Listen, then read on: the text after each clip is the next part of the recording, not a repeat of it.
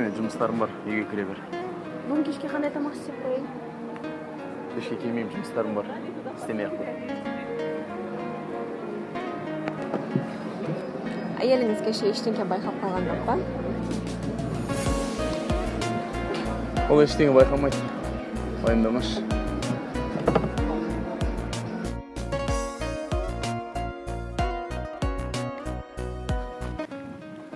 Сен кіммен кездесесің, не? Сен кіммен кездесесің? Қашан көрдің мен біреумен кездескенде? Сен үйге киімейсің, ше маған айқайлайсың.